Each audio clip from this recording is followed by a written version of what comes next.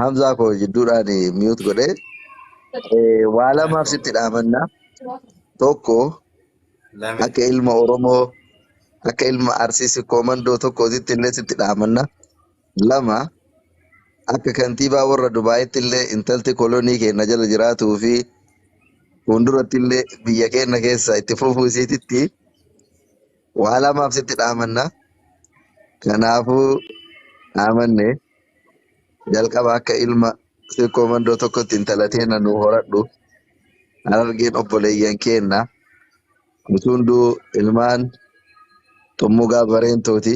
Ilmaan bareentooti. Kaleessallee warruma walitti dhalatetu walitti dhalate. Warruma kaleessallee wal fuudhaa har'a ture. Siif isiidhaan baasni hin baane. Isin lamaan irraa hin eegalamne. Wama kaleessa abboonni teenya godhaa turtu. Akka Oromootti illee Oromoo wali gurguraa walirraa fuudhaa.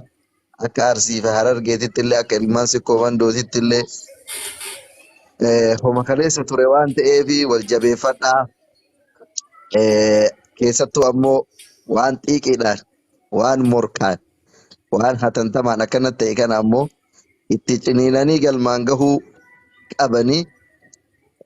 Kanaaf akka galmaan geettullee akka isiillee nu jabeessitee ofii jabaattullee abdii qabna. Ammallee akka warra Dubaayiif akka kantiibaa Dubaayii tokkotti illee intala teenya nu jabeessi. Biyya kana keessatti akka hawaasa biyya kanaatitti illee Faaxeen Dubaayii Faaxee Rahmataati. Haasaallee sitti dheeressu walumaa galatti amma hariiroon ati uumte riikaardiin ati cabsite kun warra Kaayirootii fi warra Dubaayii warra waggaa meeqa diroonii walitti darbataa ture kana jedhutti ani fala ta'ee nagaa buusuu qaba. Ani nagaa warra Dubaayitii fi nagaa warra Kaayiroo zalaaqii salaam isa jedhan nageenya waaraa sanaaf jecha hariiroo uummanni kun qabu gaa'ilaa walitti hidheen nagaa buusa waan jetteef ani garma kootiin osoo danda'ame Nobel Piraayiziin Oromoo keessa jiraatee abbaa nagayaa ta'uudhaan Nobel Piraayizii badhaafamtee waan jedhu yaada qaba. Anaa akka qoosaadha. Mabruuk wallahi rabbi galmaan nama gahu bultii bareedduu bultii galma geettu rabbi isinii haa taasisu. Ilma intala gaarii sabaaf taatu rabbi isinii haa kennu. Isinii gammannee jirraa. Kheyrii isiniif haa gammadanii nama galma gahu rabbi isin haa taasisu. Isin jedhu Ustaaz Hamzaa galchiin mee jaalallee nabii ka jedhu Hamzaa Haashim galchiini. Kiyaar Bashiirillee galchii. Innaa akka soddaati isin eeggannaa nu eeggadhaa nu jiraadhaa umrii dheeradhaa isiniin jedha fixadhee jira ergaa kiyya.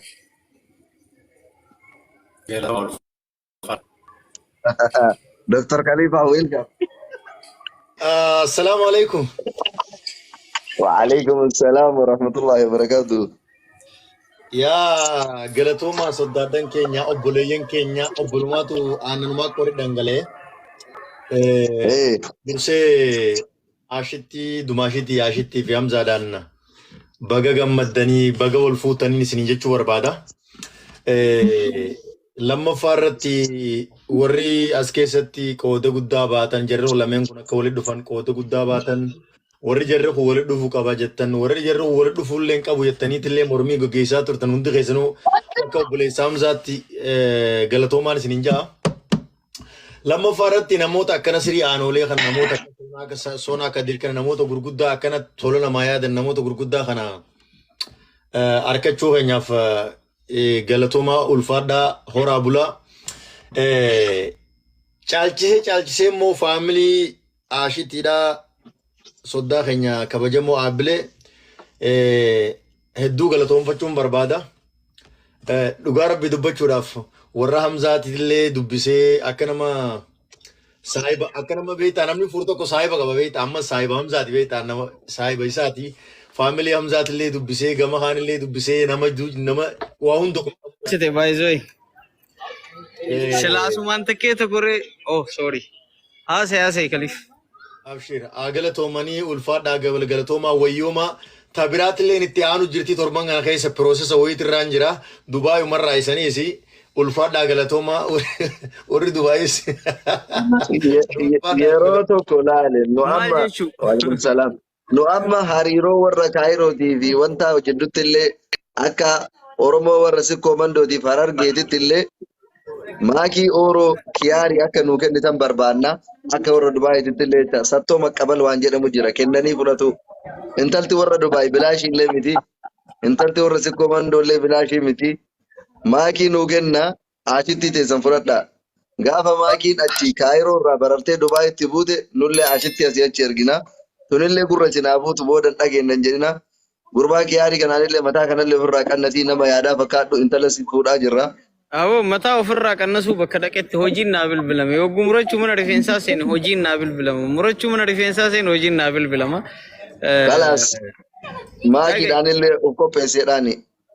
Hariiroon Kaayiroo wajji qabnu jecha. Yoo waan nuti barbaannu godhan qofa soddummaan teenna fi karaa dippiloomaasiif karaa nagayaatiin dhumatti jecha. Yookaan garuu xoorinnatiin eegaleettuma fufaa jiraataa jecha. Maakii harkisiin ila akkaawuntii haarawaa onnee ittiin darbite kana akkuma jaafoo qabu kaisi. Ol galchiin isiin Ustaaz Hamzaa weelkaan baga nagaa dhuftan. Isin afoo dubbanne Innuu ashitti bichatti dhaabataan jiranii beeki ka tabirallee harkisaa jirti. Kana booda dhaabatu hariiroon kenna. Hariiroon nuti waliin qabnu waa lamaanii akka hawaasa xiqqoo mandootiif Harargeetitti illee akka warra Kaayiroof Dubaayitti illee hariiroon amma eegalame kun dabalaa deema malee fuudharraan heerumarraan dabalaa deemna malee waan addaan citu miti. Jalqabbii gaarii kun nuuf akka nuuf ta'u mee Ustaaz Hamzaaf illee osoo carraa nu kennitanii isaanillee warra sanyii mootii kana waliin illee waan haaraa eegallallee yoo jedhanii itti daballaa rakkoon qabu karaa eegalleerra. Waa takka jira Nasri. Ayyee ulfaadhaa galatooma. Yeroo baay'ee karaa dippiloomaasiitti amana. Ani immoo karaan dippiloomaasii kun bakka itti naa ta'ullee qaba, bakka itti na didullee qaba. This for you, Kiyo. Okay, bro. Amma kinu abaaboo kanaan nama wayii simachuu eegaa jira. Asitti Nasri. Ati waan maraa hin beektaa intalli tun intala Dubaay jirtu. Dubaay jechuun biyya maalii akka taatellee yoo biyya jaalalaati biyya guddoodha. Yeah, about ashitti soddoota hojii jirraa quba qabaadhu. So kana waan taateef Nasri waan maraa itti ilaalii in jiraa miire bakka ashitti lama nuu kennanii ashitti fudhatuu qaban jedhaani. Kanammoo Kaliifii fi jaalallee nabi Ustaaz Hamzaa fa'aa hundi keessanuu jechaadha. Dubbii tana laaftutti ilaalina. Yoo warri biyyaa murtii kennallee asii kennuun anaaf Nasrii qabdi, anaaf Nasriin immoo akkamitti akka gad lakkifnu keessan marii jajjaba gaggeessuu qabaanna. Abshir. Kanaafuu Dubaay irraa laala Ustaaz Musliin dubbatanii carraan kan Ustaaz Hamzaati Kiyaar dhugaa dubbatuuf haga maatii isii amansiisuun hin ulfaanne Dubaay irraa Kaayiroo geessuun chaalenjii guddaa qaba. Kanaaf Kiyaar miyuut godh. Eessa jirta sila Kiyaar? Eerpoortii jira. Eenyuun fuudhu? Nama diyaasporaa wayiitti dhufa. Okay. Hayyee innaa akkasii Ustaaz dubbadhaa isin. Ayyee ulfaadhaa galatooma hundi keessa walitti qabamtanii gartee sagalee ni jiraami? Ni jira. Sagalee ni jira. Hamzaa yoo dandeesse suuraa kana kaasi. Itti fufi Ustaaz. Akka gaariitti jira. Hamzaa suuraa kaasuuf maa kottu? Ayyee Hamzaa yeroo jettanii beeytanii egaa Hamzaa isa gartee mushurraadhaaf fi Hamzaa speeshaal akkasitti yaama amma guyyaan kan isaa waan ta'eef. Akkasii wanni jechuu barbaadu maali dhugaa dubbatuudhaaf maaliif namni waan jaallatee itti amane tokko namni hojiin agarsiisa obboleessa keenya Hamzaa kana. Hamzaan saahiba kiyya qaaliidha hedduun jaallatamuusa qabu nama kabajaa qabu. Anammaan dura dubbadheetin jira. Ilaal maswaatinnatii meeqa kaffaltanillee dubartii jaallattan yoo dhiiftan isin dhiiraa miti jedheen jira. Wanni kanarra dhaabbadhee dubbadheeffame darasaa ta'etti darasummaa keessatti wanni baradhee guddadhe hadiisii ergamaa Rabbii sallallahu alaihi wasallam waan nu barsiisee jira. Maali wanni sun? Tazawwajul waluuda dubartii ofii keessanii jaallattanuu fi kanaaf ilaa sadarkaa lubbuun keessan dhabamuutti dubartii jaallattan daawuloon numa gootan inshaallah shakkii tokko malee jechuudha. Obboleessa keenya Hamzaa kanarraa waan guddaa tokko namni qabsoo gartee bilisummaa Oromoo bilisummaa keenya tana bilisummaa baasuudhaaf uummata Harargee irraa nama qabsaa'ee jira. Nama achi as bee dalagaa godhatee jira. Garuu inni waan kadhateef Rabbiin har'a kunoo harka isaatti galchee jira. Walaa hawla walaa quwwata illaa billah. Kun immoo maalii gammachuu guddaa natti dhagahamaana. Akkamittiin an jaa? Oromoo kutaa tokko irraa fuuchuu hin qabu amma booda. Kutaa tokko irraa fuuchuu hin qabu.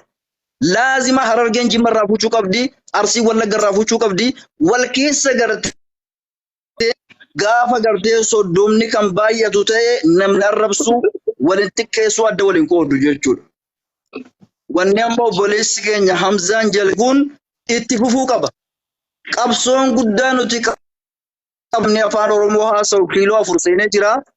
Amma walitti fuunee walitti heerumnu amma bilisummaa dhugaa kan barbaannu yoo ta'e waliigallee akka Oromoon gartee gandaa waliin akka Oromoon gartee waliin nuti gochuu qabnu kutaalee Oromiyaa keessaa walitti fuuchuu qabna awaaj. Dhagaa hundi waliif dabarsa baarakallahu fiikum. Waliigallee miti. Fuudhaa fi heerumni batuudhaaf gartee kutaa garaagaraa irraa yeroo fuuta jabeessa jaalala jabeessa waan kun nama gammachiisu jechuudha. Obboleessa kiyya baga milkooftee Dubai dhuftamoo asisi mannamoo eessa sisi mannaan beenu gaa Dubai dirqama dhufuu qabdaa beeki Kaayiroo waan deeynu.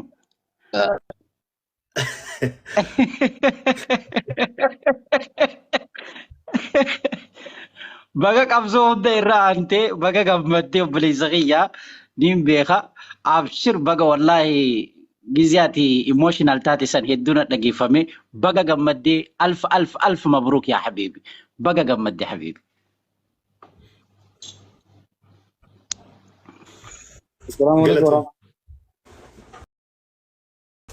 وعليكم السلام ورحمة الله وبركاته أبو سور الدين. أبوي توي برانك نقول جرتني قاعد نجيب بنوتو لما ولفاتي بيتا. إيه. وي برانك نقول جرتني جماعة سردي يدني.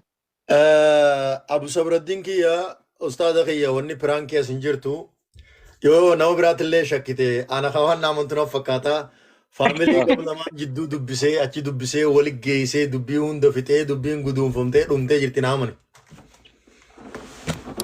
Wai wal bira kuna fin jebar ga masu da fatu fi anu bunya confisa o le beita khalifa aga ustaz Nasir Hamzarra daga ya mane male warra Kairo rana manu so ustaz ne duwa da ne ittifufa ustaz Abu Sabradi akasi masha Allah ga baga gamadde barakallahu lakum wa baraka alaykum wa jama'a bainakum fil khair sinja insha Allah bulti ga gammachu da rabbi si hagadu jabeeffachuu qabu maqallee nutti godhi gaa ganda soddaa intalallee jabeessi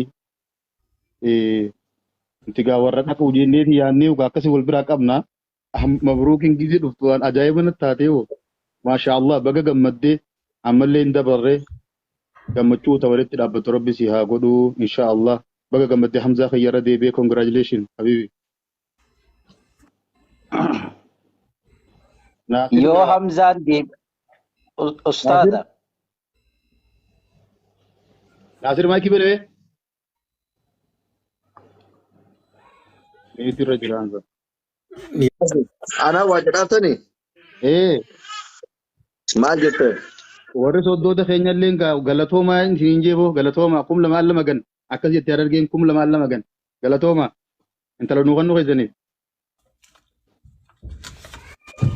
isinin ulfaadha galatooma akka arsiin beektutti aadaa ummata sikkoo mandoo kabajjitanii balbalatti ergattanii naamusaan akka islaamaatitti akka oromootitti bifa safuu fi kabajaa qabduun akka Harargee fakkaatutti akka islaama fakkaatutti ergattanii kabajaan intalateen nurraa fuudhuu keessaniif ulfaadha isiniin jedha.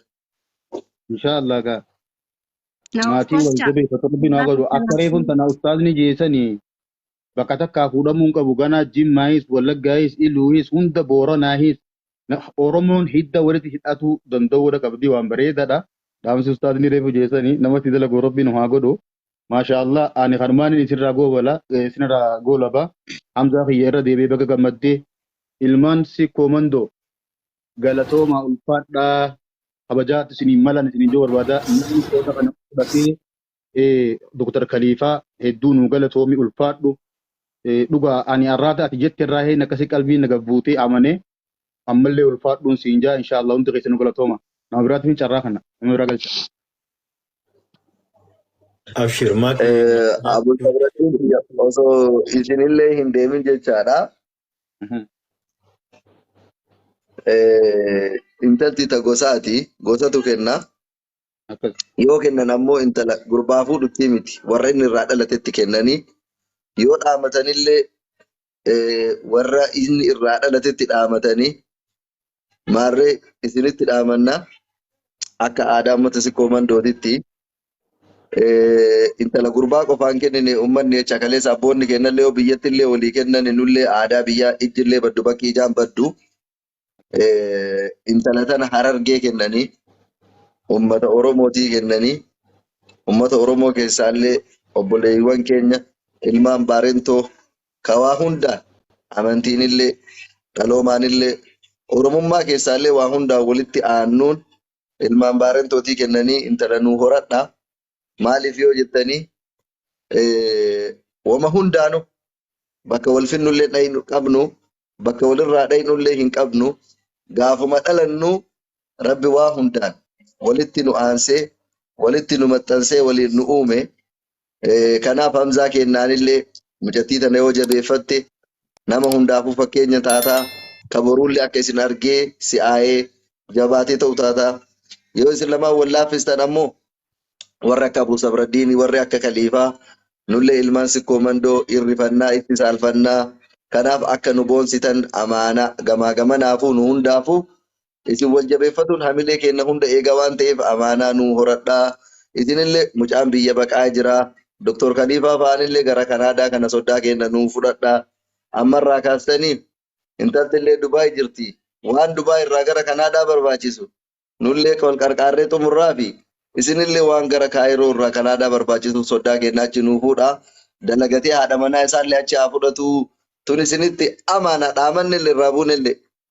galatoomi wallahi Naasir waan ilmi namaa dhaammatu dhaammattee namni dubbii beeku dubbii fixa jaanii an ammoo akka waliigalatti ummata kiyya saba kiyya obboleeyyan kiyya ka islaamaa dhaamsiniin ani akka obbolummaa nasihaa isinii qabu yeroo hedduu waa'ee dhimma nama dhuunfaa nama lamaa hedduu seenuudhaatu miidiyaa kana gubbatti heddummaata yeroo baay'ee jechuun wanni kun deddeebi'ee waan mul'ataa jiru jechaaf waan nama dhuunfaa waan gartee jaartaa jaartii jidduu nama wal jaalatus haa ta'u dhimma nama dhuunfaa haa ta'u idduu hin seeninaa gamaa gamana baatanii wanti akkasii sun hedduu tokko taadha yeroo hedduu wanni akkasii san deddeebi'ee as sooshaal miidiyaa kana keessatti tiiktook gubbaratti waan mul'atu jecha waan sanirraa illee ibsachuun inshallah akka nasihaa akka obbolummaatti wanni isin dhaammadhu san wal ol fuutanii wal lafa gaddeebisaa hin oolina arruma afaan bareedaa wal Assalamu alaikum warahmatullahi wabarakatuh. jechuun barbaada inni biraa ammoo dhaamsa obboleessa keenya dhaammate inshallah nutillee nama akkasitti gartee qeebalu rabbi nu haa godhu ilma keenyallee haa gartee gurra nutti godhu rabbi haa godhu hamzaa keenya gaa jabaadhu inshallah nutillee Dr. Khaliifaan gana caala waan kana keessatti taabee isaa beeka inshallah nama gartee maqaa nutti haa godhu innillee jabaate nutis waan dandeenyu bira jirra intalatee isanillee qeeballe galatooma hoyyooma. Assalamu alaikum warahmatullahi wabarakatuh. Jazakumullah khairan. Wa alaikum assalam wa rahmatullahi wa barakatuh. Duraan dursineen hamileen geettuu baga taate jenna. Hundi keessan baga jiraattanii. Mabruuk Hamzaa kenna. Soddaa baga gammaddanii baga guyyaa kanaan rabbi isiniin ga'e jedha. Itti aansuudhaa fi hangafa obbo Nasriin dubbatanii nullee wanta dhaamannu isaan nu dhaamanii. Ani wanni jechuu barbaadu tagara keessaan dubbanna Nasri bullukoo uffatuun oolu tana booda keessan walitti haasofna. Akkamitti nu hanqatte jennee nullee yookaan komii kaafnaa sanii keessan dubbanna. Kanaafuu hundi keessanuu galatooma ulfaadha. Yaada gaariidha. Obboleessi keenyan baga gammadde jechuun hin barbaada. Hamzaan dhaamsa mucayyoo Arsiin kaa seera haaraa qabdi akka itti waa nama dhaamtu. Kan abbootiin biyya jiranuu dhaam jedhe yaada. Wanti biraa wanti jechuu barbaadu mabruuk isiniin jechuu barbaada irra deebi'ee galatooma ulfaadha. Nasri ta'e tana suuta haasofna keessan. Waan ati bullukkoo uffattee badetti nu gatteef.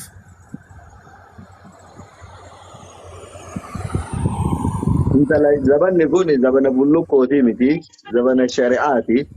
Intala Qur'aana Rabbiitiin kennanii, shari'aan kennanii, nu ammoo obboleewwan keenyarraa wanti gabbara nyaannu hin jiru, wanti gabbara illee itti qabannu hin jiru. Nuti keessattuu Islaama obboleeyyanii. Kanaaf intalli teenna gaafuma dhalattuu ta isaaniiti nuuf warru wali tokko gaafa dhalannuu Rabbi waliin nu uume waan ta'eef wanti anillee gabbara kophatti illee nyaadhe hin jiru, wanti namni biraallee gabbara kophan nyaate hin jiru.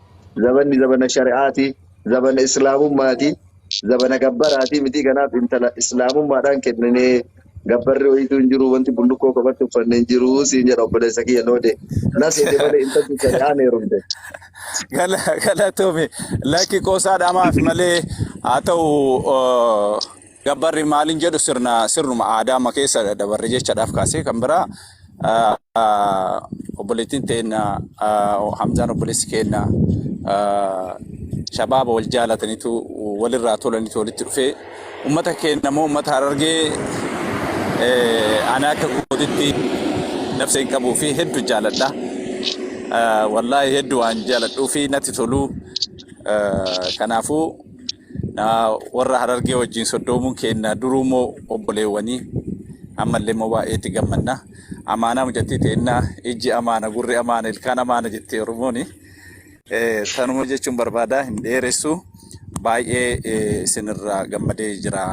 Uummata Harargeetilleen baay'ee waan jaaladhuuf galatooma ulfaadha. Yaaduma kana dabarfachuu fi waanuma gammadeef osseene waan biraatiif miti. Thank you very much. Jaalala guddaa isinii qaba wallahi dhugaa Rabbi. Onnee kiyya keessa jirtu manni Harargee. Galatooma. Takkiitti asii warra koomentii jala jiraniif illee waalaikum salaam makiyya warra koomentii jala jiraniif nuti asitti kaasaa jirru akka Arsii, Baalee, Diidaa, Gadab jennee osoo hin taane akka ilmaan sikkoo mandootitti kaasaa jirra. Akka warra sikkoo mandootitti malee akka yookiin Arsiidhaa, Diidaa, Baalee, Gadabii, Shaashamannee, Baalee Roobeetitti miti. Kanaaf akka intala sikkoo mandootitti jedhaa dubbataa turre jalqabarraayyuu kaasee intalti ta warra sikkoo mandootii kan itti heerumte ammoo obboleewwan keenya Harargeetitti sanillee akkasitti nu hubadhaa warri koomentii jala jirtanii isiniin jedha. Akkasi. Dhaamsa Nasriitirraan kan lammadaa akkuma Nasriin dubbii jeefana nuti. Carraan of kennaa. Deeqaa takka akka Harargee dubbachuu jirra. Akka Harargee dubbachuu jirra malee akka Afran Qalloo fi akka Ituutiif akka uummanaa dubbachuu hin jirru. Koomentii akkasiitiin harka waan ta'eef galatoomatti fufa. Maakii dhiifama bareedduu ta'e. Okay, rakkoo miti. Hamza obboleessa koo guddaa baga gammadee dura dursoo. Itti aansuudhaan immoo Oromoon kutaa kudhata akka hundi keenya obboleeyyan haa ta'u malee asheetii soddaa teenya ta'uu isitti gama warra keenyaa fi duukeetitti galatoomi hedduu gammadee Nasriyaanis ganda keessan dhufuu koo afan qabu. Baga gammadde. Maakiin ta'uu irra sikkoo guddaa ta'etti kana booda wal jijjiirraadha. Gara biraa bakki deemtu tokko illee jiru kanallee akkana nu hubadhaa. Intalti teenna nu eegaa isin jenna Dr. Khalifa namni illee yoo isin gaafatte warra sikkoo mandootii ati anageeta Nasri aba ati mataan kee garagaluu ni gizee bara maarufa warri shawaa qabataa si gadi garagalchine raachuu Intala Oromummaan jettee Daawwanne yoo taate yoo jaraannee kennan rakkoo hin qabu nu akka wal jijjiirraatti jenne malee shaawaallee taanaan uummata akka ollaa kennaa obboleewwan kennaa ilmaan Oromooti. Kanaaf yoo shaawaallee ta'e waan takka qirri waan nu jedhu illee hin qabu waan wal dhabnuuf illee hin qabnu jaraan illee. Waalaikum salaam. Akka dubbadhee irraa bu'uuti. Hamza jalqaba galatoomii hedduu takka roorroo yoon arroore san bakka itti dhaqee itti himadhu nama nadhiyoo hin qabu baganaa fidde yoo bo'ees yoo rakkaddas argitee nama mari'adhuun hin qabu baganaa dabalte naa dabala ammallee ijoolleen harargee isiniin jedha mabruuk isiniin jennee jirra ijoolleen arsiillee xiiqii seentanii harargee fudhachuu dirqama keessanii Nasriin dubbatee jira maakiillee of qopheessuu qabdi. Anti yaa gammachuu matee ibsachuu fi maaliif yoo rakkaddu bakka dhaqeetti himadhu argite baganaa fiddee galatoon konkiraajeessin jedha.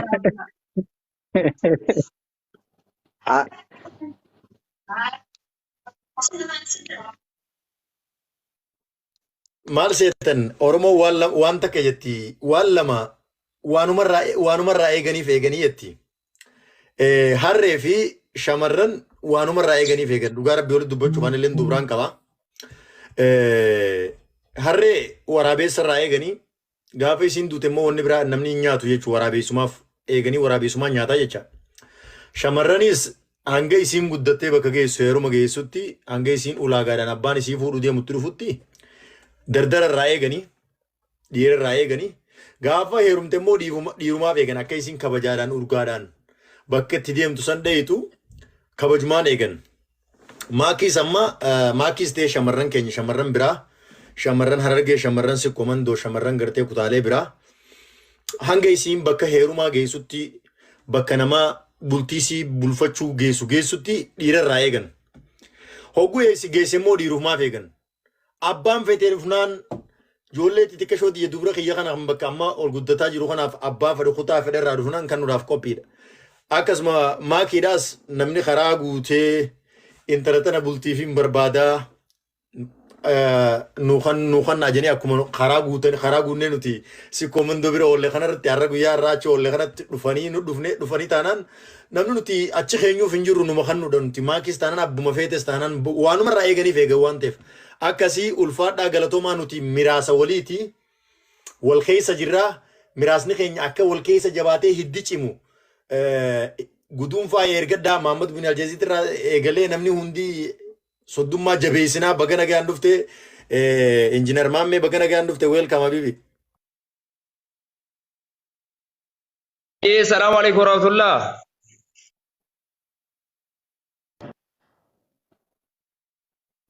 Sagaleen ni dhagahami?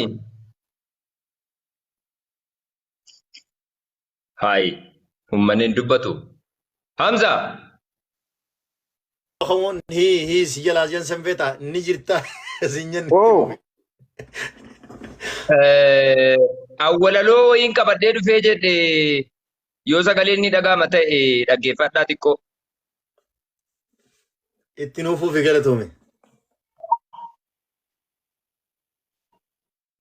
Hayyee teeknika sirreeffannaa nuuf obsa. Fudhattu jedhanii mammaa kan dubbatamtu ani qoosaan si anaaf hin liqinfamtu amma garuu amaname isin maal jettu. Hamzaan Kaayiroo taa'ee jiru biyya baqaa yaadaan guyyaaf halkan biyya Dubaay dhaqaa intala warraa biyyootti gubaa garaa qaaqaa isheen qoosaa seetii isaaf dubbiin haqa. Ashittiinis booda erga hubattee adeemsa qabsoo kanaa jaalalti booji'ee taa'uu diddee mana Hamzaa jedhaa kaatti gamasiif gamana jaalalti warraa argee si qabnaan akkana. Hamzaanis jaalala isheen onnee dhawee boonee jechaaf dhiibbaan namaa osoo isa moone kaayyoo qabe cimsee ashittiif jabeessee waan inni waadaa galeef ati yoom dhageesse. Akkana jedhe ani si argachuuf gabbara si yoo taate baaleen jaarsa irratti waan natti qabate lafa harargees taatu osoo gaafatamte baadheen baaleef kenna yoo ashuun koo taate jedhee Hamzaan ashuu jechaan galaafatee harka kennachiise dubbii laaffifate. Sanyiin gootowwanii jaarraaf waaqoo guutuu gamanaaf gamasii soddaa waliif taatu jedhee gariin namaa yoo hamilee laatu hangi tokko ammoo lakki kun hin taatu. Ashittiin gonkuma baalee keessaan baatu hinumaa Dubaay dhiistee Kaayirootiin godaantu jedhanii iyyanis gamasiif gamana ijoolleen diddeetti dhaabbadhaa jarana kalee qoosaa jechaa warri kolfaa turre dubbiin nu ta'uu maatiin baaftee turre intala keenya jabduu kunuunfachaa turre sanyii warra guddaaf kennine gurgurre jedhanii manguddoof daandii agarsiisanii baallama qabatan gammachuu labsanii isinis eebbisaa milkiin haa galanii Mohammad bin Aljazeera mabruuk jedhanii. Baga gammaddan. عليك Salaam warahmatullahi. Akkana baga Hamza baga gammaddanii baay'ee gammadanii. Sini taasisu ijoollee keenya.